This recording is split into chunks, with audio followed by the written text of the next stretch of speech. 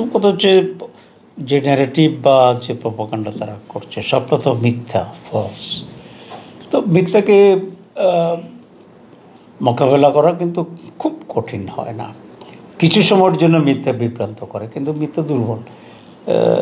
আমরা অতীতেও করেছি, এখন তো আরও বেশি ইফেক্টিভলি ইনশাল্লাহ আমরা করতে পারবো। এক, ২ নম্বর হচ্ছে মিথ্যা প্রপাগান্ডাকে আমরা খুব বেশি মানে কনসার্ন ফিল করি না। ওটা আমরা গুরুত্ব দেনে বলতে এইটা নিয়ে আমরা পড়ে থাকি না।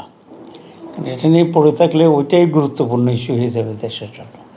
ওরা এক সাইডে বলতে বলতে কিছুটা টায়ার্ড হয়ে যায়, আর মানুষও এত বেশি তারা বলে শুনতে শুনতে টায়ার্ড হয়ে যায়। ঠিক আছে, ওরা তো ৭১ সাল থেকে শুরু করেছে, তো জামাতকে কি থামাইতে পারছে? আলহামদুলিল্লাহ। জামাত তো তোমার ৭২ সালে, ৭৩ সালে, ৭৪ সালের যে পরিমাণ ছিল এখন তার চেয়ে ১০০ গুণ বেশি। তো বুঝে গেল যে আমাদের পজিটিভ অ্যাক্টিভিটিসটার উপরে আমরা বেশি জোর দিই এবং এটাই ফ্রুটস দেয় বেশি। ওরা তো চায় আমাদেরকে নেগেটিভ এই নেগেটিভের ভিতরে আটকে রাখতে। ওরা একটা বললে আমরা ৩টে বলবো, ওরা ৬টা বললে আমরা ৭টা বলবো। আমরা ওইভাবে সময় ওয়েস্ট করতে চাই না।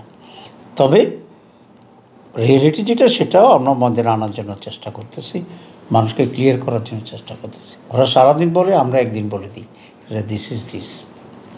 এটাই আমাদের স্ট্র্যাটেজি এবং এটাতে আমরা রেজাল্ট পাচ্ছি ভালো। এক ধরনের ভালো হইলেও এক ধরনের ভালো হইলো এইভাবে যে সে এমন এক সময় বলছে যখন anti Awami League sentiment is very high. তো এই অবস্থাতে সে যখন আমাদের বিরুদ্ধে বলছে, মানুষ ধরে নিয়েছে আওয়ামী লীগ ভারতের দালাল হয়ে গেছে। আমরা অন্য সময় এটা প্রমাণ করতে পারতাম না। তো সে নিজেই নিজেকে কণ্ঠাসা করে ফেলেছে এবং বিশ্বাসযোগ্যতা হারাই ফেলছে এবং চাপের মুখে পরে এটি উল্টো করতে বাধ্য হয়েছে। তো ওই জন্য ভালো হইলে বললাম আর কি, অন্য সময় বললে এত ভালো রেজাল্ট পাইতাম না আমরা। ঠিক আছে, তো মানুষ সে চিহ্নিত হয়ে গেছে, আমাদের সে ভিতর হচ্ছে সে চিহ্নিত হয়ে গেছে। তো চিহ্নিত লোককে বললে তো মানুষ বিশ্বাস করে না। মানুষ যদি এটা চিহ্নিত করে তোমাকে যে উনি তাই সাহেবের বিরুদ্ধের মানুষ, তো তুমি গালিগালাজ করলে মানুষকে এ তো কইবেই, এ তো তাই সাহেবের বিরুদ্ধে থাকে। তো মাহফুজ নিজেকে চিহ্নিত করে ফেলছে একটা ডিফারেন্ট এলিমেন্ট হিসাবে, আর সে ঘৃণা পাচ্ছে মানুষ কাছ থেকে। আমাদের বিরুদ্ধে বলাতে তার ইমেজ বাড়ে নাই, গেইন করে নাই, কারণ মানুষ এটা ঘৃণা করছে। তো তার ক্ষতি হয়েছে, আমাদের কোনো অসুবিধা হয়নি। ওই জন্য বলছি ভালোই হয়েছে, খারাপ কী হয়েছে, সে নিজেকে চিহ্নিত করে দিয়েছে।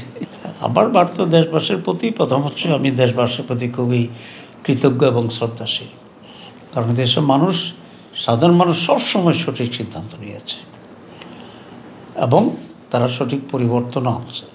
কিন্তু দুর্ভাগ্যজনক হল সত্য যে নেতৃত্ব, রাজনৈতিক হোক অন্য নেতৃত্ব হোক, তারা বারবারই ফেল করেছে এবং জনগণের সাথে প্রতারণা করেছে।